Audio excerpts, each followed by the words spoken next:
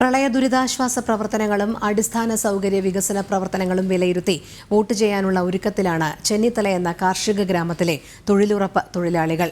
കഴിഞ്ഞ കാലങ്ങളിലെ ജനപ്രതിനിധിയുടെ പ്രവർത്തനം വിലയിരുത്തുന്നതിനൊപ്പം സഹായത്തിന് സമീപിച്ചാൽ ഒപ്പമുണ്ടാകുന്ന ആളാകണം ജയിക്കേണ്ടതെന്ന തിരിച്ചറിവോടെയാകും വോട്ട് ചെയ്യുക എന്ന പ്രതികരണമാണ് ചെന്നിത്തലയിലെ സ്ത്രീ വോട്ടർമാരിൽ നിന്നും ലഭിച്ചത്.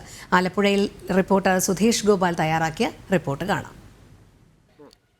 ഞാനിപ്പോൾ നിൽക്കുന്നത് ചെന്നിത്തല പഞ്ചായത്തിലാണ്. കഴിഞ്ഞ 2 പ്രളയത്തിലും വ്യാപകമായ നാശനഷ്ടങ്ങളുണ്ടായ ഒരു പഞ്ചായത്ത് കൂടിയാണ്.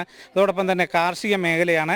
ഈ മേഖലയിലെ അടിസ്ഥാന തൊഴിലാളികളും ഉൾപ്പെടെയുള്ളവർക്കിടയിലാണ് ഞാനിപ്പോൾ നിൽക്കുന്നത്. ഇവരുടെ പ്രശ്നങ്ങൾ എന്താണ്? ഈ വരുന്ന തദ്ദേശ തെരഞ്ഞെടുപ്പിൽ അവർ വോട്ട് ചെയ്യുമ്പോൾ പരിഗണിക്കുന്നത്, ചർച്ച ചെയ്യുന്നത് ഏതൊക്കെ വിഷയമാണെന്നുള്ളത് ഈ വോട്ടർമാരോട് തന്നെ നമുക്ക് ചോദിക്കാം. ചേച്ചി, ഇപ്പം ഈ പ്രദേശത്തൊക്കെ പ്രളയത്തിൻ്റെ വലിയ നാശനഷ്ടമൊക്കെ ഉണ്ടായതാണ്. നിങ്ങൾക്കൊക്കെ അതിൻ്റെ കൃത്യമായ നഷ്ടപരിഹാരങ്ങൾ കിട്ടിയിരുന്നു. അതോടൊപ്പം അടിസ്ഥാന പ്രശ്നങ്ങൾ, നല്ല ആശുപത്രി, അതോടൊപ്പം കുടിവെള്ളം, അത്തരം പ്രശ്നങ്ങൾക്കൊക്കെ പരിഹാരം കാണാൻ തദ്ദേശ സ്ഥാപനങ്ങളുമൊക്കെ നിങ്ങളോടൊപ്പം ഉണ്ടായിരുന്നോ? ഞങ്ങൾ 18 എത്ര ദിവസമായിരുന്നു നമ്മൾ 18 ദിവസം ഞങ്ങൾ പ്രളയത്തിൽ ക്യാമ്പിൽ കിടന്നു. എൻ്റെ വീടാണെന്ന് വരിയിൽ ഞങ്ങൾ വെള്ളത്തിൻ്റെ നടുക്ക് താമസിച്ച ഞങ്ങളൊരു 3-4 വീട് വെള്ളത്തിൻ്റെ നടുക്കെന്ന് പറഞ്ഞാൽ എൻ്റെ ഹാളിലൊക്കെ ഇത്രയും വെള്ളം ഉണ്ടായിരുന്നു. അതുപോലെ തന്നെ എൻ്റെ പെരയുടെ 4 വശമുള്ള ഭിത്തിയെല്ലാം പൊട്ടിക്കീറി, എല്ലാം തറയെല്ലാം വെള്ളം കയറി കിടന്ന് അത് പൊട്ടി അങ്ങനെ തന്നെ കിടക്കുവാണ്. ഞങ്ങൾക്ക് പറയത്തക്ക ആനുകൂല്യങ്ങളൊന്നും, തുച്ഛമായെന്ന് പറഞ്ഞാൽ ഒരു 10 35,000 40,000 രൂപയൊക്കെ വരുന്ന ഒരു ആനുകൂല്യമല്ലാതെ ഞങ്ങൾക്കൊന്നും കിട്ടിയിട്ടില്ല. മൊത്തത്തിൽ ഇവർ ഈ ആനുകൂല്യങ്ങൾ വിതരണം ചെയ്യുമ്പം കൃത്യമായും അർഹമായവർക്കാണോ കൊടുത്തിരുന്നത്? അർഹതയുള്ളവർക്കൊന്നും അല്ല അവർ കൊടുത്തിരുന്നത്. അവർക്ക് ഇഷ്ടപ്പെട്ട ആളുകൾ, വ്യക്തിപരമായി അവരോട് അടുത്ത് നിൽക്കുന്നവർക്ക് ഒക്കെയാണ് അവർ കൊടുത്തിരിക്കുന്നത്. ഇപ്പം ചേച്ചി ഈ പ്രദേശത്ത് തന്നെ ഉള്ളതാണ്. ചേച്ചിക്ക് ഇത്തരത്തിൽ തദ്ദേശ സ്ഥാപനങ്ങളിൽ നിന്നൊക്കെയുള്ള ഒരു ആനുകൂല്യം കിട്ടുന്നതിൽ എന്തായിരുന്നു അവസ്ഥ? ഞങ്ങളുടെയും വീട്ടിലെല്ലാം വെള്ളം കയറി കിടന്ന, നമുക്കൊന്നും കിട്ടിയില്ല. 10,000 രൂപ കൊടുത്തത് മാത്രം കിട്ടിയിട്ടുണ്ട്, അല്ലാതെ ഒന്നും എനിക്ക് കിട്ടിയിട്ടില്ല. ഈ ഒരു പ്രദേശത്ത് ഇതിൽ ചെന്നിത്തല പഞ്ചായത്തിലെ പറയുമ്പോൾ ഏറ്റവും പ്രധാനമായി പറയേണ്ടത്, ഇവിടെ അർഹരല്ലാത്തവർക്ക് കിട്ടിയതിനേക്കാൾ ഒരു വാർഡ് മെമ്പർ തന്നെ ഇത്തരം ഫണ്ട് തട്ടിയെടുക്കുന്ന ഒരു സാഹചര്യമുണ്ടായി. അത് നമ്മൾ തന്നെ വാർത്ത കൊടുത്തിരുന്നതുമാണ്.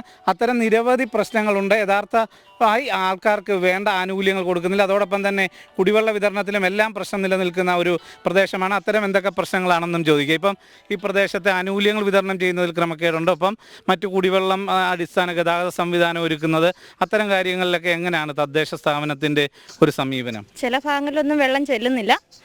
പിന്നെ ആണെങ്കിൽ അങ്ങോട്ട് ആ ഭാഗത്തോട്ടുള്ള റോഡുകളൊന്നും ഇതായിട്ടില്ല. പുത്തളങ്ങര ഭാഗം തൊട്ട് നെച്ചാട്ട് ഭാഗം മുതൽ പുത്തളങ്ങര ഫാമിലുള്ള റോഡുകളൊന്നും ശരിയാക്കിയിട്ടില്ല.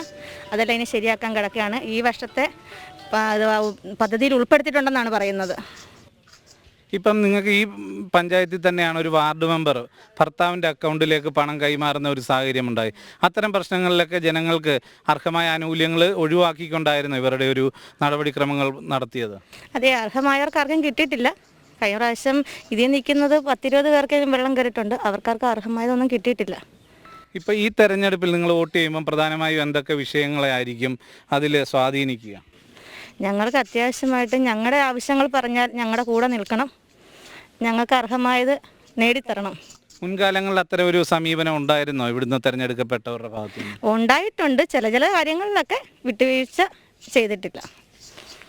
ഇപ്പോൾ എന്തായാലും ഈ തെരഞ്ഞെടുപ്പിൽ ഇവർ ഏറ്റവും പ്രധാനം ഇവരുടെ അടിസ്ഥാന പ്രശ്നങ്ങൾ പരിഹരിക്കുകയോ ഒപ്പം നിൽക്കുക, അവർക്കൊരു ആവശ്യം വരുമ്പോൾ അവർക്ക് ഒപ്പം നിൽക്കുന്ന ജനപ്രതിനിധി ആവണം വരേണ്ടത് എന്ന ഒരു ആവശ്യമാണ് ഉന്നയിക്കുന്നത്. അതോടൊപ്പം തന്നെ കഴിഞ്ഞ 2 പ്രളയത്തിൽ വലിയ നാശനഷ്ടങ്ങൾ ഉണ്ടായതാണ്. അത്തരം പ്രളയം ഉണ്ടാകുന്ന സാഹചര്യങ്ങൾക്ക് പരിഹാരം കാണുന്നതിനും കൃത്യമായ പദ്ധതികളൊന്നും തന്നെ നടപ്പാക്കിയിട്ടില്ല. എല്ലാം വാഗ്ദാനങ്ങളിൽ ഒതുങ്ങുന്ന ഒരു സാഹചര്യം. അതോടൊപ്പം തന്നെ ഈ നഷ്ടപരിഹാരം വിതരണം ചെയ്തതിലും പക്ഷപാതിത്വം ഉണ്ടായി എന്ന ആരോപണം തന്നെയാണ് ഇവർ ഉന്നയിക്കുന്നത്. അത്തരം കാര്യങ്ങൾ തന്നെയാവും ഈ തെരഞ്ഞെടുപ്പിൽ ഇവർ വോട്ട് ചെയ്യുമ്പോൾ പ്രധാനമായും പരിഗണിക്കുന്നതും.